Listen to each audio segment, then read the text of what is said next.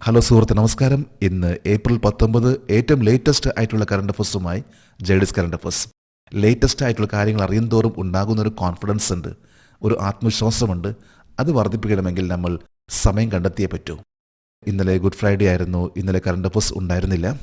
നാളെ ഞായറാഴ്ച, നാളെ ഈസ്റ്ററാണ്. ഏവർക്കും ജെഡിസ് കറണ്ട് അഫേഴ്സിൻ്റെ ഈസ്റ്റർ ആശംസകൾ. ഇന്ന് ഏപ്രിൽ 19 നമുക്ക് ഇന്നത്തെ ഏറ്റവും ലേറ്റസ്റ്റ് ആയിട്ടുള്ള കറണ്ട് അഫേഴ്സിലേക്ക് പോകാം. ഒരു ന്യൂസ് ഹെഡിംഗ് ആണ്: IAF group captain Shubhanshu Shukla to fly to ISS next month. Indian എയർഫോഴ്സിന്റെ ഗ്രൂപ്പ് ക്യാപ്റ്റൻ ശുഭാൻഷു ശുക്ല അടുത്ത മാസം ISSലേക്ക് പറക്കും. ഇന്നത്തെ മിക്കവാറും പത്രങ്ങളിൽ വന്നിട്ടുള്ള ഒരു വാർത്തയാണ്. അതായത് ഇന്ത്യൻ എയർഫോഴ്സിന്റെ ഗ്രൂപ്പ് ക്യാപ്റ്റൻ ശുഭാൻഷു ശുക്ല അടുത്ത മാസം ISSലേക്ക് പറക്കും.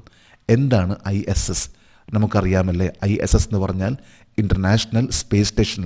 നമുക്ക് കറണ്ട് അഫേഴ്സിന്റെ ഡീറ്റെയിൽസിലേക്ക് പോകാം. 2025 മെയ് മാസത്തിൽ ISSലേക്ക് പറക്കാൻ പോകുന്ന ഇന്ത്യൻ വ്യോമസേന പൈലറ്റിന്റെ പേര് ഗ്രൂപ്പ് ക്യാപ്റ്റൻ ശുഭാൻഷു ശുക്ല. വരുന്ന മെയ് മാസത്തിലാണ്, അതായത് അടുത്ത മാസത്തിലാണ് ഇന്റർനാഷണൽ സ്പേസ് സ്റ്റേഷനിലേക്ക് ഗ്രൂപ്പ് ക്യാപ്റ്റൻ ശുഭാൻഷു ശുക്ല പറക്കാൻ പോകുന്നത്. ഗ്രൂപ്പ് ക്യാപ്റ്റൻ ഇന്ത്യൻ എയർഫോഴ്സിലെ ഒരു റാങ്ക് ആണ്. അതായത് സ്ക്വാഡ്രൺ ലീഡർ, അത് കഴിഞ്ഞ വിംഗ് കമാൻഡർ കഴിഞ്ഞാൽ ഗ്രൂപ്പ് ക്യാപ്റ്റന്റെ അടുത്ത റാങ്ക് ആണ് എയർ കമഡോർ.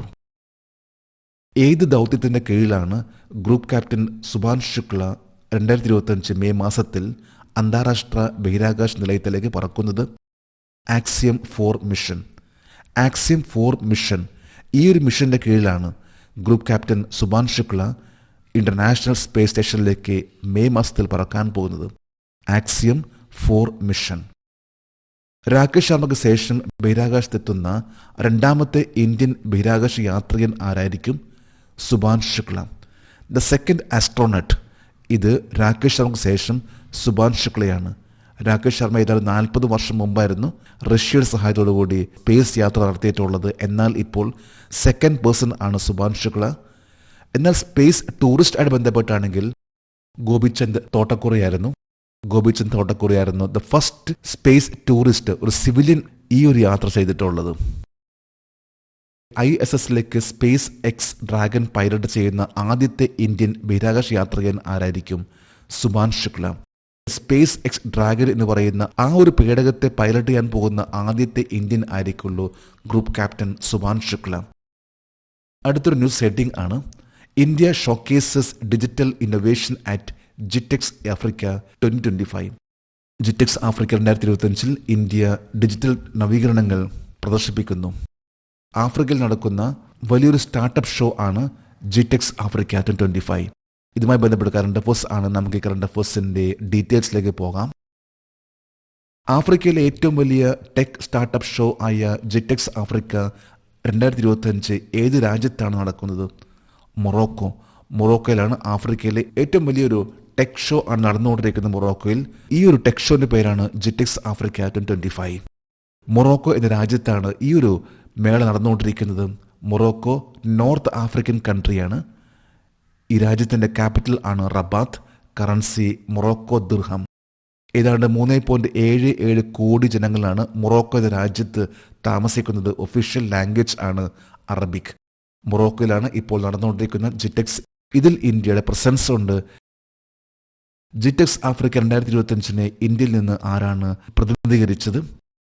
നൈപുണ്യ വികസനത്തിനും സംരംഭകത്തിനുമുള്ള സഹമന്ത്രി ജയന്ത് ചൗധരിയാണ്. അതായത് ഇപ്പോഴത്തെ minister of state for skill development and entrepreneurship Jayant ചൗധരിയാണ് ആഫ്രിക്കയിലെ ജിറ്റെക്സ് എന്ന് പറയുന്ന വലിയൊരു ടെക് ആൻഡ് സ്റ്റാർട്ടപ്പ് ഷോയിൽ പങ്കെടുത്ത ഇന്ത്യയിലെ റെപ്രസെൻറ്റേറ്റീവ്.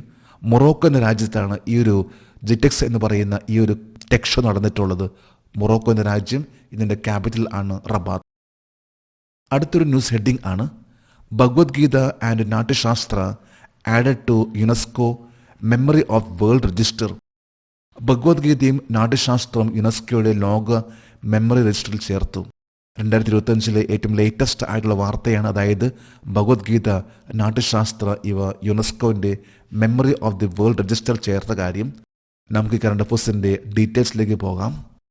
2025 യുനെസ്കോയുടെ മെമ്മറി ഓഫ് വേൾഡ് രജിസ്റ്ററിൽ ചേർത്ത ഇന്ത്യൻ സംസ്കാരത്തിൻ്റെ രണ്ട് പ്രധാന കൃതികൾ ഏതാണ്?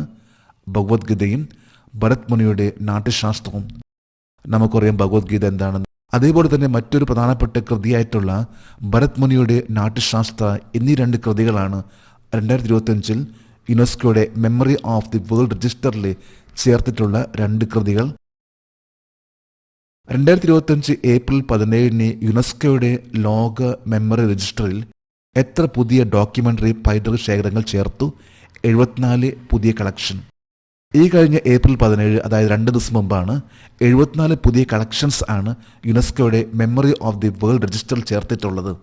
ഇതിൽ അടങ്ങുന്ന രണ്ട് കൃതികൾ ആണ് ഭഗവത്ഗീതയും ഭരത് മുനിയുടെ നാട്യശാസ്ത്രവും.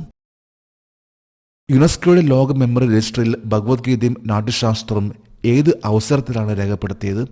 2025 ലോക പൈതൃക ദിനം, വേൾഡ് ഹെറിറ്റേജ് 2025. ഇത് ഏപ്രിൽ 18 തീയതിയാണ്. ഏപ്രിൽ 18 ആഘോഷിക്കുന്ന ആ ഒരു ദിവസത്തിലാണ് ഭഗവത്ഗീതയും ഭരത് മുനിയുടെ നാട്യശാസ്ത്രവും ചേർത്തിട്ടുള്ളത്. അടുത്തൊരു ന്യൂസ് ഹെഡിംഗ് ആണ് AIIMS Delhi achieve global recognition. AIIMS Delhi നമുക്കറിയാം all India institute of medical സയൻസിന് ആഗോളതലത്തിലുള്ള അംഗീകാരം ലഭിച്ചു. നമുക്ക് കറണ്ട് അഫയേഴ്സിന്റെ ഡീറ്റെയിൽസിലേക്ക് പോകാം. ന്യൂസ് വീക്കും സ്റ്റാറ്റിസ്റ്റിയും ചേർന്ന് 2024 ലോകത്തിലെ ഏറ്റവും മികച്ച ആശുപത്രികളുടെ പട്ടികയിൽ 100ൽ താഴെ വരുന്ന ഇന്ത്യയിലെ ഏത് ആശുപത്രിയാണ്? All India institute of medical science, New Delhi. ഇന്ന് ലോകത്ത് അറിയപ്പെടുന്ന ഏറ്റവും വലിയ ഒരു പല മേഖലയിലും സൂചിക തയ്യാറാക്കുന്ന ഒരു ഓർഗനൈസേഷൻ ആണ് സ്റ്റാറ്റിസ്റ്റിയ. ഈ ഒരു ഓർഗനൈസേഷനും ന്യൂസ് വീക്കും സംയുക്തമായിട്ട് പ്രിപ്പയർ ചെയ്തിട്ടുള്ള തയ്യാറാക്കിയിട്ടുള്ള ഒരു സൂചിക പ്രകാരം ലോകത്തിലെ ഏറ്റവും ടോപ്പ് ലെവൽ വരുന്ന 100 ഹോസ്പിറ്റലിൽ ഇന്ത്യയിലെ എയിംസും അതിൻ്റെ ഭാഗമായിട്ടുണ്ട്. ന്യൂസ് വീക്കും സ്റ്റാറ്റിസ്റ്റിയും ചേർന്ന് 2024 ലോകത്തിലെ ഏറ്റവും മികച്ച ആശുപത്രികളുടെ പട്ടികയിൽ എയിംസ് ന്യൂഡൽഹിയുടെ റാങ്ക് എത്രയാണ്? 97ാമത്തെ റാങ്ക്. 97th റാങ്ക് ആണ്. അതായത് ലോകത്തിലെ ഏറ്റവും ടോപ്പ് ലെവൽ വരുന്ന ഹോസ്പിറ്റൽസ്, ആ ഹോസ്പിറ്റലിലെ 97th റാങ്ക് ആണ് ഇന്ത്യയിലെ ഒരേ ഒരു ഹോസ്പിറ്റൽ. അത് all India institute of medical science ആണ്. 97th റാങ്ക് ആണ് വന്നിട്ടുള്ളത്. ഈ ഒരു സൂചിക തയ്യാറാക്കിയിട്ടുള്ളത് ന്യൂസ് വീക്കും സ്റ്റാറ്റിസ്റ്റിയുമാണ്. അടുത്തൊരു ന്യൂസ് ഹെഡിംഗ് ആണ് Jagmohan appointed Mazagon dock ship builders chairman and MD. Mazagon dock ship builders ചെയർമാനും MDയുമായി ജഗ്മോഹൻ നിയമിതനായി.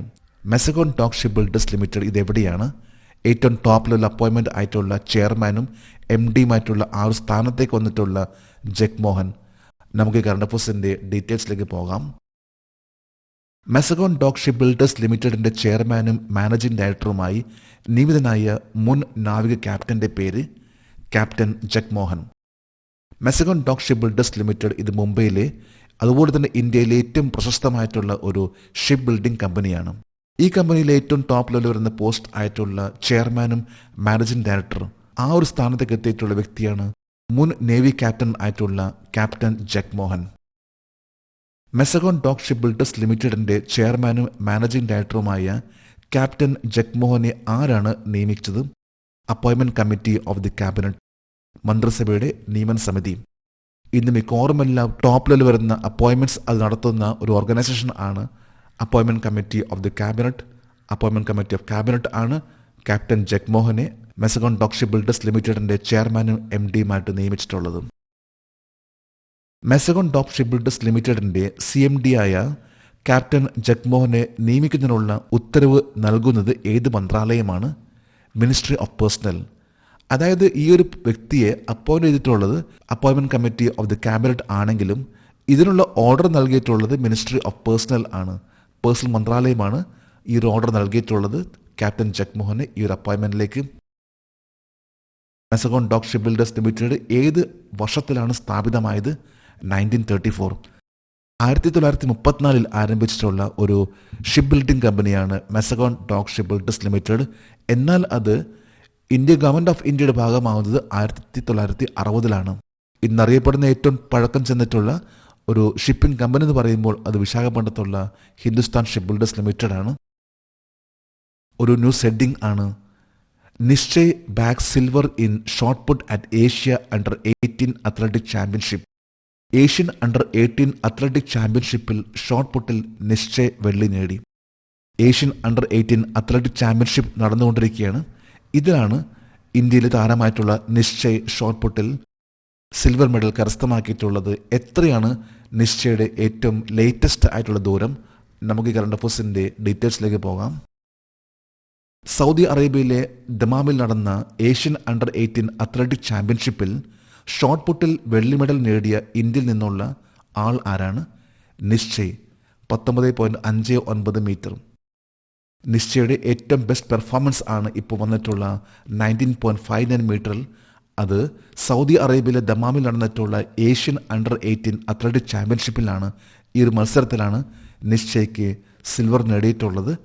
19.59 മീറ്റർ ആണ് ഇദ്ദേഹത്തിൻ്റെ റെക്കോർഡ് ഇപ്പോഴത്തെ. പുരുഷന്മാരുടെ ഷോട്ട് പുട്ടിൽ ദേശീയ റെക്കോർഡ് ഉടമ ആരാണ്? തജീന്ദർ പാൽ സിംഗ് ടൂർ. തജീന്ദർ പാൽ സിംഗ് ടൂർ ആണ് 21.49 മീറ്റർ എറിഞ്ഞുകൊണ്ട് ഇന്ത്യയിലെ ഷോട്ട് പുട്ടിൽ റെക്കോർഡ് നേടിയിട്ടുള്ള മെൻസിൽ, അതായത് പുരുഷന്മാരിൽ. വനിതാ ഷോട്ട് പുട്ടിൽ ദേശീയ റെക്കോർഡ് ഉടമ ആരാണ്? ആബ ഖട്വ 18.41 മീറ്റർ. ഇന്ന് നാഷണൽ ലെവലിൽ വുമൻസിൻ്റെ ഷോട്ട് പുട്ടിൽ ഏറ്റവും ഹയസ്റ്റ് ആയിട്ടുള്ള, ഏറ്റവും ലോങ്ങസ്റ്റ് എറിഞ്ഞിട്ടുള്ള വ്യക്തിയാണ് അബ ഖട്വ 18.41 മീറ്റർ. തജീന്ദർ പാൽ സിംഗ് ടൂർ ആണെങ്കിൽ 21.49 മീറ്റർ ആണെങ്കിൽ ഏറ്റവും ലേറ്റസ്റ്റ് ആയിട്ടുള്ള ഇപ്പോൾ നടന്നിട്ടുള്ള മത്സരത്തിൽ നിശ്ചയ് 19.59 മീറ്റർ എറിഞ്ഞുകൊണ്ട് റെക്കോർഡുണ്ടാക്കി. വരാൻ പോകുന്ന വർഷങ്ങളിൽ നിശ്ചയം ആയിരിക്കാം ഇന്ന് ഇന്ത്യക്ക് ഏറ്റവും ഹയസ്റ്റ് ആയിട്ടുള്ള ഒരു ഷോട്ട് പുട്ടിൽ റെക്കോർഡ് ഉണ്ടാക്കാൻ സാധ്യതയുള്ള ഒരു താരം. ഇന്നത്തെ കറണ്ട് അഫയേഴ്സിലെ ലാസ്റ്റ് ഹെഡിങ് ആണ്: എമിനന്റ് കാർഡിയോളജിസ്റ്റ് മാത്യു സാമുവൽ കളരിക്കൽ പാസ്ഡ് അവേ. പ്രശസ്ത കാർഡിയോളജിസ്റ്റ് മാത്യു സാമുവൽ കളരിക്കൽ അന്തരിച്ചു. ഇന്നത്തെ ഹിന്ദു പത്രത്തിലെ ഒരു പ്രധാനപ്പെട്ട വാർത്തയാണ് പ്രശസ്ത കാർഡിയോളജിസ്റ്റ് ആയിട്ടുള്ള മാത്യു സാമുവൽ കളരിക്കൽ അന്തരിച്ച കാര്യം. നമുക്ക് കറണ്ട് അഫയേഴ്സിൻ്റെ ഡീറ്റെയിൽസിലേക്ക് പോകാം. ഇന്ത്യയിലെ ആൻജിയോപ്ലാസ്റ്റിയുടെ പിതാവ് എന്നറിയപ്പെടുന്നത് ആരാണ്? 2025 ഏപ്രിൽ 18 അപ്പോളോ ആശുപത്രിയിൽ വെച്ച് അന്തരിച്ചു മാത്യു സാമുവൽ കളരിക്കൽ. ഇന്ത്യയിലെ ആൻജിയോപ്ലാസ്റ്റിക്കിൻ്റെ പിതാവ് എന്നറിയപ്പെടുന്ന വ്യക്തിയാണ് മാത്യു സാമുവൽ കളരിക്കൽ. ആൻജിയോപ്ലാസ്റ്റി നമുക്കറിയാം, ഹൃദയവുമായി ബന്ധപ്പെട്ട ഹാർട്ടിലൊക്കെ ബ്ലോക്ക് വരുമ്പോൾ ചെയ്യുന്ന ആ ഒരു പ്രക്രിയ, ആ ഒരു പ്രോസസ്സ് ആണ്. ആ ഒരു ചികിത്സയുടെ ഫാദർ എന്നറിയപ്പെടുന്ന വ്യക്തിയാണ്, അതായത് ഫാദർ ഓഫ് ആൻജിയോപ്ലാസ്റ്റി എന്നറിയപ്പെടുന്ന വ്യക്തിയാണ് മാത്യു സാമുവൽ കളരിക്കൽ. അദ്ദേഹമാണ് ഏപ്രിൽ 18 അന്തരിച്ചത്. ഇന്ത്യയിൽ ആദ്യത്തെ ആൻജിയോപ്ലാസ്റ്റി നടത്തിയത് ഏത് വർഷത്തിലാണ്? 1986. 1986 മാത്യു സാമുവൽ കളരിക്കൽ അദ്ദേഹം ഇന്ത്യയിൽ ആദ്യത്തെ ആൻജിയോപ്ലാസ്റ്റി നടത്തിയിട്ടുള്ളത്. മലയാളിയായിട്ടുള്ള മാത്യു സാമുവൽ കളരിക്കൽ ആണ് ഇന്ത്യയിലെ ഫാദർ ഓഫ് ആൻജിയോപ്ലാസ്റ്റി എന്നറിയപ്പെടുന്ന വ്യക്തി. അദ്ദേഹമാണ് കഴിഞ്ഞ ഏപ്രിൽ 18, അതായത് ഇന്നലെ അന്തരിച്ചിട്ടുള്ളത്. നമ്മളിന്ന് 20ഓളം കറണ്ട് അഫയേഴ്സും അതുമായി ബന്ധപ്പെട്ട് GK ഇവിടെ ഡിസ്കസ് ചെയ്തിട്ടുള്ളത്. ജേഡീസ് കറണ്ട് അഫയേഴ്സിൻ്റെ ഇന്നത്തെ ഈ വീഡിയോ കണ്ടിട്ട് ഇഷ്ടപ്പെട്ടെങ്കിൽ ഈ ചാനൽ സബ്സ്ക്രൈബ് ചെയ്യാനും ഷെയർ ചെയ്യാനും മറക്കരുത്. നമുക്ക് നാളെ വീണ്ടും പുതിയ കറണ്ട് അഫയേഴ്സുമായിട്ട് കാണാം. Thank you very much.